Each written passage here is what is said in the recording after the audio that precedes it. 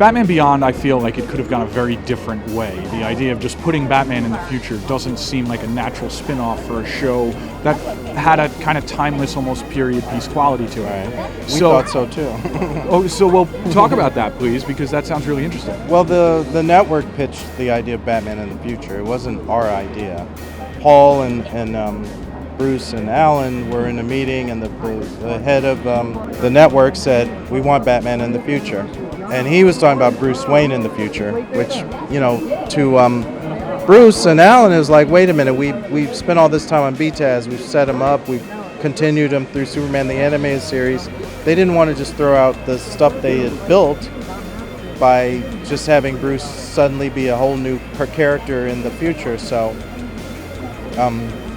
they said, let's tie it to the continuity. It's 50 years in the future.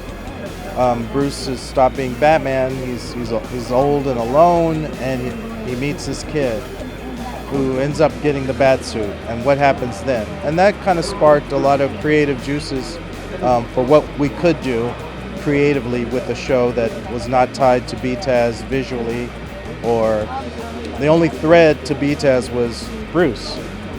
And so that's kind of where we jumped off. That was the jumping off point. I feel like anytime anybody says Batman in the future, especially when you were putting this show together, the first place anybody's brain is going to go is Dark Knight Returns. So was there any pressure, or was there like any additional expectation from people saying, do we have to honor this in any other ways, or once you decided that this wasn't a Bruce Wayne show, you were able to go your own way? We were pretty much able to go our own way. Once all the network knew was that they wanted Batman in the future. That meant for them talking car. That meant more toys. That's really what it meant. And they didn't really care if we did a Terry. They didn't care how we got there. The future that you envision for Gotham, I mean, it is kind of it's not the happiest of futures, but it's also not it's not this complete disaster. So what kind of influences did you pull to for the world building of Batman Beyond? Bruce and Glenn really was the gist of, or the impetus for having so much anime influence in the show, because there's anime was really starting to come into its own in the 90s. We were getting a lot of imports from overseas, and Neo Genesis Evangelion, I think, was the show. We watched a lot of that, and we used a lot of cues from that about how they built their world, and a lot of that was Glenn Murakami.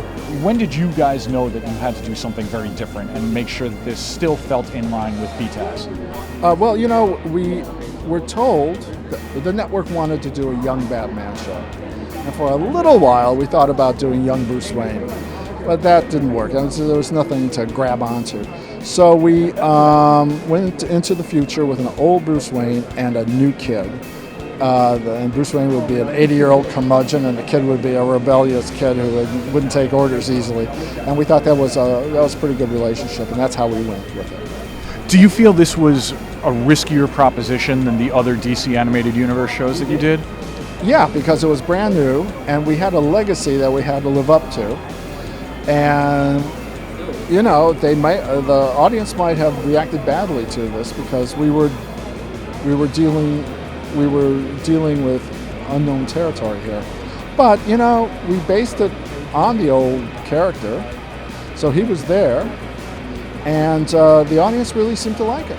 Now, of course, by the time you came on, the concept was already pretty firmly in place. Sure. But did it change any further from when you read for the role to when you actually started recording your parts? No, not really. I mean, the title changed. When I originally got the part, it was for a show called Batman Tomorrow.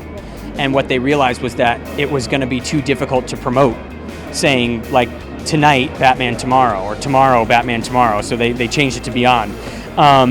But it was, by the time I got on board, they had pretty much mapped out where we were going. Did you know what you were reading for, or was there like a wave of secrecy? No, this time I did. This time I knew what I was reading for, unlike, when I was reading for Bumblebee on Transformers, where they snuck that by me.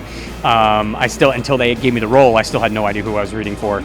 But no, Terry, we knew what Terry was going to be. We knew it was going to be Batman, and I was pretty excited. And you didn't go in there like trying to do a darker take on Batman. You went in there pretty much immediately as as the character we saw on screen? I did, yeah, and I wanted to make sure he had a gravelier voice when he was dressed as Batman, because we knew that 17-year-old voice coming out of a mask wasn't going to scare anybody. So I wanted to make sure that he at least had a bit of the gravitas in his voice. We didn't want to get near Kevin levels, but we wanted to at least bring him down a little bit, so that helped. Yeah.